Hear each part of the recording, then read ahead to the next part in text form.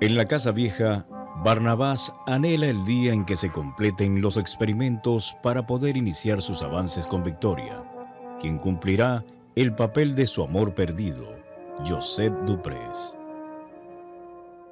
When that time comes, and it will be very soon, my dear Josette will come to me quite willingly.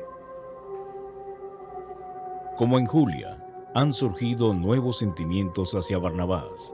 No tiene mucha paciencia para las fantasías amorosas del vampiro, así que le hace una pregunta crucial y devastadora para él. Tell me, did Josette ever come to you willingly? Su reacción lo dice todo.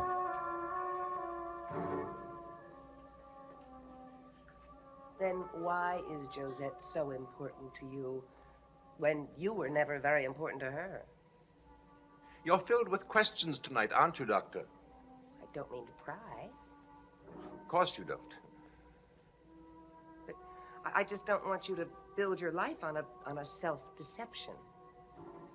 A self-deception, you call it. Oh, you do amuse me, you and your modern scientific words, you and your cold, clinical thinking.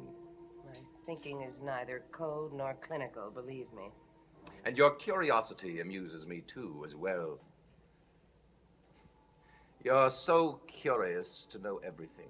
Whatever I tell you, it isn't enough, and it's always Josette. Always curious about Josette. As if she were, what shall we say, a rival of yours? That isn't true. It's nonsense. Very well, we shall see. Get your coat. Where are we going? Barnabás planea contarle todo sobre Josette y para ello la llevará al lugar indicado, la colina de las viudas.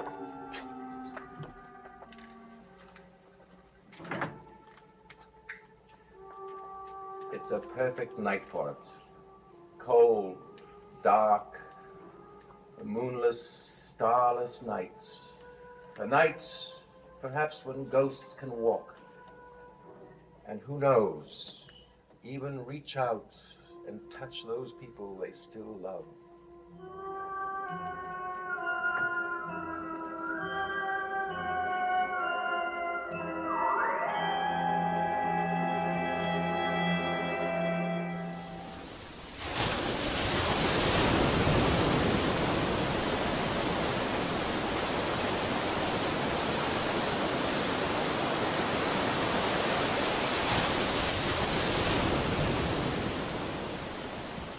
Josette was the gentlest and most beautiful woman I have ever seen. I still remember the first time I saw her. It was a gray, cloudy day, and we had all gathered at my father's house to welcome the new Collins bride. I was not particularly anxious to be there. I had other things to do, more important things, I thought, than to welcome my middle-aged uncle's new wife. And then I saw her, and I was spellbound by her. When she smiled at me, I loved her. I vowed I would win her no matter how long it took. But she was a good wife to him, and as time went on, I grew desperate. I had to have her. Do you understand that? Yes, I do. She loved him. What choice did I have but to be her good and faithful friend Barnabas? I was humiliated by my position. I had to live with it for a long time. And then I knew suddenly how I could win her. How? She was young when she married him, and he was middle-aged. But as the years passed, she began to see that she was married to an old man. She felt as if life had been stolen from her. She began to fear time. And I knew that only I could defeat time for her, and then she would be mine forever. And she would have been, if she hadn't been foolish and frightened.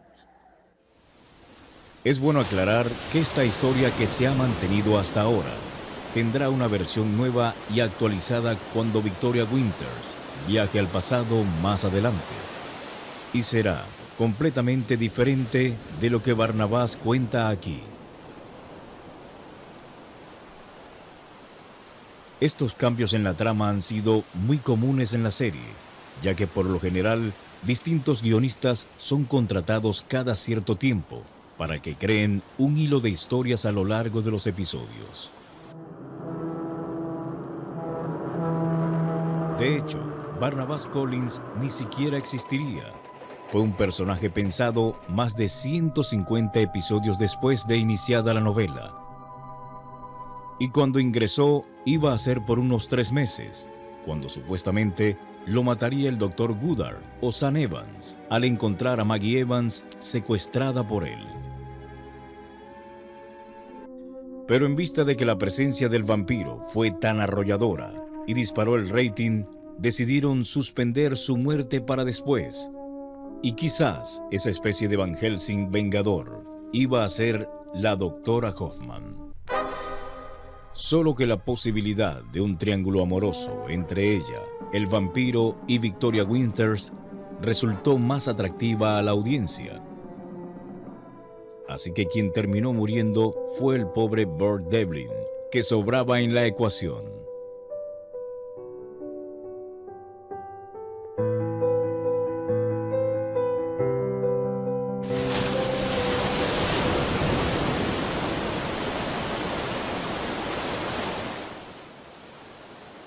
She's gone now, and you will be happier if you stop measuring her against everybody you meet. I'll be happier. What a quaint thought. Someone's coming. It's Vicki. Vicki, what are you doing out so late and in such a lonely place? Hello, Barnabas. Julia? What's wrong, Vicki? You look sad. We've just had a report. Burke's plane crashed in the jungle. No. Sighted the plane or any of the passengers. I had to get out of that house. I just couldn't stay here. Something brought me here. I don't know what it was. I don't even understand what it was. Perhaps you will someday. Barnabas. I know it's cold, and there's no reason for you to suffer in the chill any longer. You go back to the house, and I'll remain here with Vicki. But I really don't mind. The cold? Nonsense. You're just being polite.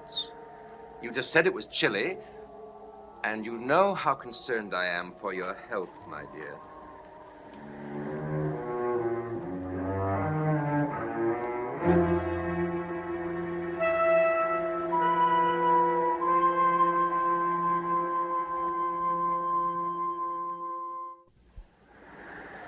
When I came out here tonight, I wanted to be alone. But I'm glad you're here. It's my pleasure to be here for you, Vicki. It's so dark. I wonder what it's like in Brazil.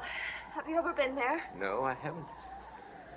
I wonder if the jungles are noisy with animals or birds, or if they're very quiet. I don't know.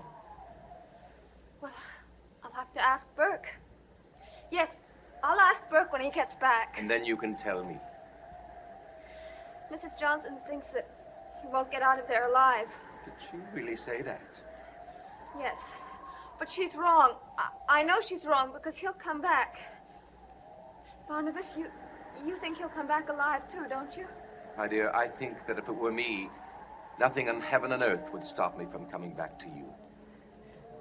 Then you think that he's alive too? Of course. Thank you. I had to hear someone else say that so I could go on believing it myself. Before Burke went away, he wanted me to set the date for our marriage. But I wouldn't because I was so worried about... About Cousin David? Yes. And then Mrs. Stoddard offered us the West Wing to live in. I thought it would be just perfect, but Burke, with all his pride and independence, well, he wasn't sure that that's what he wanted to do. So he never set the date, and he went away. The West Wing is the most beautiful part of the house. But it's been closed for a long time. Have you ever been in it? No, I haven't, but I've heard enough about it to know. Perhaps we could look at it together some evening. No, if you don't mind, I'd rather not go there until Burke is with me. Can you understand that? Of course I can. Barnabas, you're a good friend. Well, I try to be to those who mean a great deal to me. Do you hear that? Yes. I always thought that this was just a place of legends, that no real people ever came here with real grief, and that the women who threw themselves down onto those rocks below, they were just make-believe creatures. Till tonight. What about tonight? Barnabas, if I thought that Burke were really gone from me forever, I'd throw my... Vicki, stop. What? I don't want you to talk like that ever again.